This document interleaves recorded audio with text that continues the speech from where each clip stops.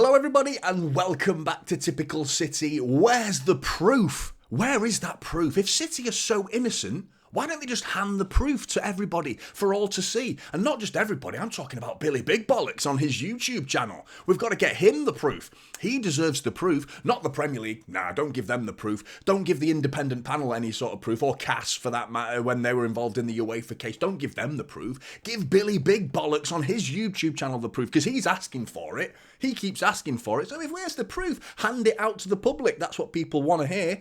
And now we've got a stepping stone, one little morsel of more proof being handed into the public, potentially, that we're about to see from Manchester City, including the Etihad airline company as well. And I'll get onto that shortly, because wow, if this goes ahead, then here is your proof. Here's your proof. Here's that smoking gun that you wanted being put firmly in the incinerator as no evidence whatsoever. Non-existent evidence. I mean, Manchester City could come away smelling of blue roses after all this is done with. And there are some people out there that need to swallow this pill. Swallow this pill hard, and it's going to be tough. It's going to fill your throat. And I mean, speaking of that, apologies for the lack of content lately. I have had a filled throat, speaking of that, because I've had a tooth infection, and it's been grim. Really, really grim.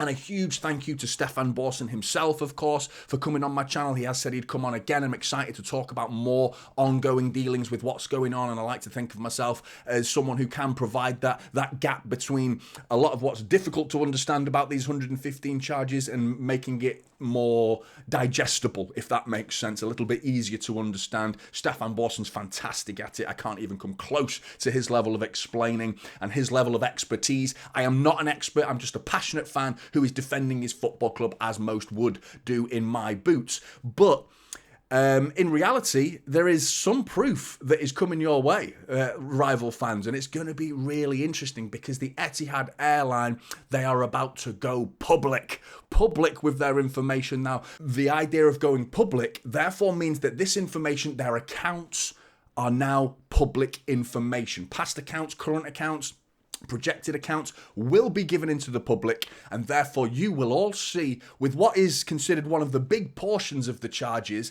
is the hacked email that came from Rui Pinto.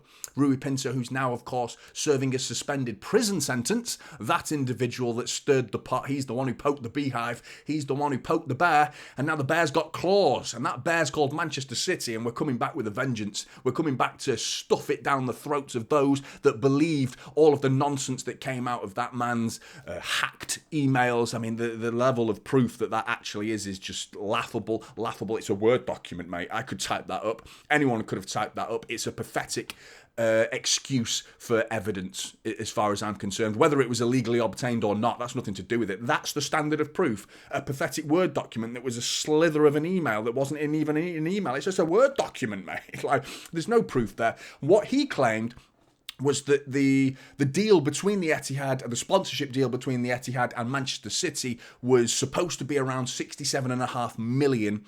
But in fact, the Etihad only paid 8 million of that deal, and the Abu Dhabi United group, they paid the rest of it, which breaks the financial fair play, or PSR, whatever rules you want to call it. Those were the charges. A big portion of those charges, at least, are revolving around that particular deal. Now, if the Etihad was to go public, potential investors will now get to look at those accounts and see what went on. You know, that's what we're talking about here. That's the level of proof that is about to be smashed into people's faces like you would not believe it. So why would they do that? Why would they do that? You know, there are people out there that are claiming that the stock markets experts have claimed that it's unlikely the Etihad would allow access to their accounts if it risked uncovering fraud. That's a polite way of putting it, as far as I'm concerned. I mean, that, to me, that's evidential suicide, is it not? Surely it's handing over the smoking gun, is it not? Surely saying this is the company that's supposed to have paid only 8 million, but lied to all of the Premier League and everyone who's accusing us of all these charges. But actually, a lot of the money came from the Abu Dhabi United group instead of the Etihad, like they said it did. And here's our information to prove that. There you go. Here's our lies on paper, handed out, rolled up on a red carpet, on a plate, whatever terminology you want to call it. There's our lies for the world to see. That's what they would do. Does that make sense to you? The Etihad going public like that, and it's coming your way. It's coming your way. And I mean, if that's not proof, I don't know what is. Now, this only handles a portion of the charges, and I like to keep this video short, to be honest, because it is a small aspect of the charges, but this is what people have been asking for. People have been asking for the proof. Now, this is a senior figure in the investment banking industry quoted in the Mirror today saying, if it came to light that the Etihad executives were indeed involved in manipulating the sponsorship deal with City, it could cause serious damage to the company's reputation in the eyes of potential investors. What the Premier League are alleging is extremely serious, not just in terms of football's rules and regulations. The accusation is that City executives have colluded with officials from Etihad and have lied not only to the club's independent auditors, but to the Court of Arbitration for Sport. By extension, that also calls into question what information was disclosed by City's owners to Silver Lake before the American private equity firm bought a significant stake in the club in 2019. That's why the Premier League's allegations go way beyond accusing City of failing to meet profit and sustainability rules. Now, that statement right there highlights the difference in why is City not getting punished, but Everton and Forest are getting punished. That's why, because we're being accused of lying, outright lying, and breaking the law. Breaking the law. There are individuals that will be looking at prison sentences or monstrous fines, whatever the punishment's being handed out. This is not a little fine being handed out by the Premier League. This is huge allegations. That's why it takes so long. And why it's going down this road, and why it's not as simple as, oh, we're docked points, why aren't City being relegated? Basic numbskulls who can't think outside the box. Think outside the box. Think at all. Think at all. It's frightening.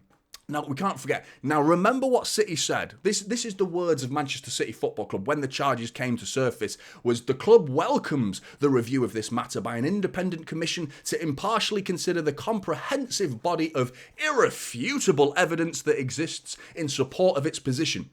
As such, we look forward to this matter being put to rest once and for all. Now, the Etihad going public with this IPO, an initial public offering, in other words, that therefore means that the world gets to see what the Etihad and Manchester City have been up to put it into the simplest of terms. Now, why would they do that? I'm reiterating myself to try and educate the fools that I'm talking to a wall. I realise I'm talking to a wall. You know, the wall being the people go 1, 1, 5. On the keyboard and hit enter in the comment section. Those idiots. That's the wall I'm talking to. I'm fighting a losing battle. It's an uphill task for me to try and explain to these people that Manchester City have every chance of proving their innocence in all of this. You know, and it all stems from Rui Pinto and that hacked information that he provided. And here we are with another stepping stone towards Manchester City's innocence and the proof that Manchester City will, I don't know how else to give you more proof. Like, this is only a portion of the charges, by the way. There are multiple other allegations that go on, but this was one of the biggies. This was a big one, you know, a big factor into a lot of the charges that coincided as part of the 115. They are all linked to this. You know, well, they're all linked to this one as being the big one. Like, you clear this, you clear a lot of the others that come with it as well. So this is huge. This is absolutely massive for Manchester City. If this comes to fruition, it's going to be a monstrous a bit of ammunition to take against the Premier League and prove their innocence. It's huge. It's absolutely huge. And don't forget, CAS ruled that any suggestion of a conspiracy involving executives of both City and the Etihad, as well as high-ranking Abu Dhabi officials and even members of the country's royal family, was beyond the realms of possibility almost 4 years ago. That was CAS's ruling. Don't forget that. You know, and obviously people talk about the time bar, and this is part of it, because the Etihad deal was prior to the allegations from UEFA. So whether this is part of the time barred, here we go. This is the time barred stuff you've all been claiming about, or wanting Manchester City to be found guilty, as the rival fans tend to want to do. But don't forget as well what came out of the case that City were fined £25.75 million by UEFA, as well as kicked out for 2 years of European football. CAS cancelled that fine, and we were given an £8.6 million penalty for not helping with UEFA's investigations. Now, why would we? Why would we help with UEFA's investigations? Because it all hinged on one hacker who's now facing a suspended prison sentence. Now, you tell me, if you ever feel like there's a witch hunt against you as a rival fan, let's say you're being under investigation for something you believe you are completely innocent of, do you want to help everybody instantly? Is that your first instinct, is to help everybody? It's like, no, charge me. Prove it. You got to prove it. You know, the allegations are huge. The proceedings that you have to go through for this to become a correctly decided lawful decision needs to be, the law needs to be respected. The steps and the process needs to be respected. People think this is some kangaroo court where people are going to just like handing out charges in the Premier League. That's how the Premier League wants it to be. Yeah, but the facts are you've taken this beyond the realms of football now. You're talking about law now. You're talking about huge industries that are potentially breaking the law and deserve the monstrous punishments. To the point of prison sentences and fines beyond recognition. You know, so it's serious allegations of which City, if we're proven guilty, would likely be relegated. But the lack of proof is starting to shine, and the proof of, in terms of proving City's guilt, is lacking. Manchester City is slowly but surely, it feels to me like the narrative is slowly twisting and changing to something that Manchester City fans are obviously like quietly, confidently rubbing their hands together while rival fans, haven't you noticed? The other YouTube channels, they're not really talking about it anymore, are they? The penny's dropping, the cogs are turning in their little brains, you know, their fuzzy little brains are going to go pop when they realise, you know, and when the Premier League find Manchester City guilty, you know, if it goes to a genuinely independent panel like UEFA, don't forget UEFA found City guilty, they found us guilty, and then when we took it to a genuinely independent panel, innocent of all charges, other than failing to cooperate, failing to help UEFA. Oh, God.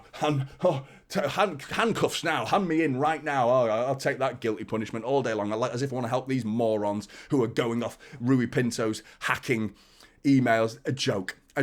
More proof. There we go. We're on to a winning situation, Manchester City fans. Get in the comments below. I'd love to hear your thoughts on this. Rival fans as well, you're sweating now. Get your apologies ready. I can't wait to hear them. Come on, Blues. Get in the comments. I want to hear your thoughts. Like and subscribe to Typical City, and I'll see you in the next one. This is Typical City now.